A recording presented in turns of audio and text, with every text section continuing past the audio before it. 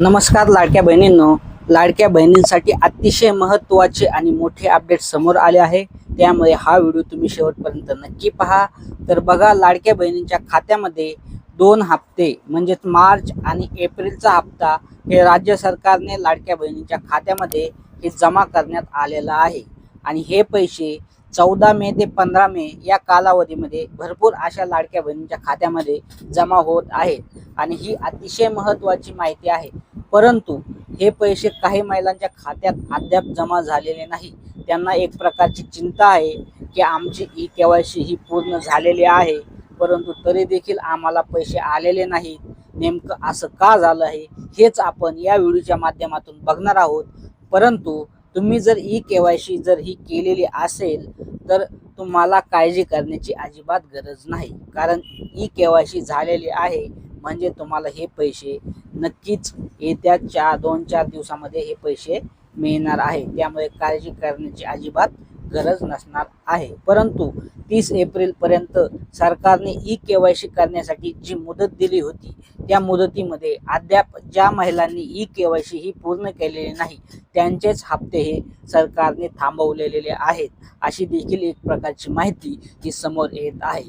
परंतु काही महिलांच्या मनामध्ये प्रश्न आहे की आमची केवायसी ही आम्ही 30 एप्रिल अगोदरच केलेली आहे, परंतु तरी देखील आम्हाला पैसे हे आलेले नाहीत। परंतु हे पैसे न येण्याचे काही महत्त्वाचे कारणे देखील असू शकतात आणि हे पैसे काही दिवसामध्ये तुमच्या खात्यामध्ये येऊ देखील शकतात। परंतु हे कारणे कोणते आहेत हे आपण समजून घेऊयात।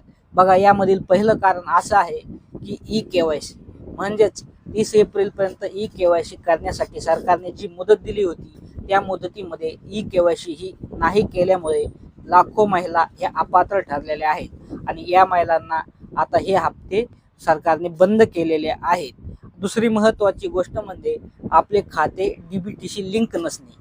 तर ज्या महिलांचे खाते हे DBTशी लिंक नाही, म्हणजेच आधार लिंक नाही किंवा बँकेमध्ये DBT ॲक्टिव्ह नाही, या कारणामुळे देखील यांचे पैसे हे थांबलेले असू शकतात। त्यामुळे आपलं खातं हे DBTशी लिंक आहे का हे लगेच जाऊन आपण बँकमध्ये चेक करू शकतात। यामधील तिसरं कारण म्हणजे आपले बँकेमधील काही तांत्रिक अडचणी, म्हणजे आता समजा हे नुकतंच हे आर्थिक वर्ष संपलेलं आहे, त्यामुळे बँकेमध्ये काही तांत्रिक अडचणी असतात, त्यामुळे आपले खाते हे निष्क्रिय झालेले असू शकते। त्यामुळे लवकरच आपले खाते हे बँकमध्ये जाऊन चेक करा, जेणेकरून आपले खाते ॲक्टिव्ह आहे का हे आपल्याला माहीत पडेल। आणि जर खाते तुमचं ॲक्टिव्ह नसेल तर ते खाते ॲक्टिव्ह करून घ्या। खाते ॲक्टिव्ह झाल्याच्या नंतर तुम्हाला हे पैसे मिळण्यास सुरुवात होणार आहे। आता सर्वात महत्त्वाची गोष्ट म्हणजे लाडकी बहीण योजनेचे पैसे हे मिळण्यासाठी सरकारने ई-केवायसी ही प्रत्येक वर्षी अनिवार्य केलेली आहे। त्यामुळे प्रत्येक वर्षी तुम्हाला ई-केवायसी ही करावीच लागणार आहे। ई-केवायसी केलात तरच तुम्हाला लाडकी बहीण योजनेचे पैसे हे मिळणार आहेत आणि या योजनेसाठी तुम्ही अपात्र ठरणार आहेत।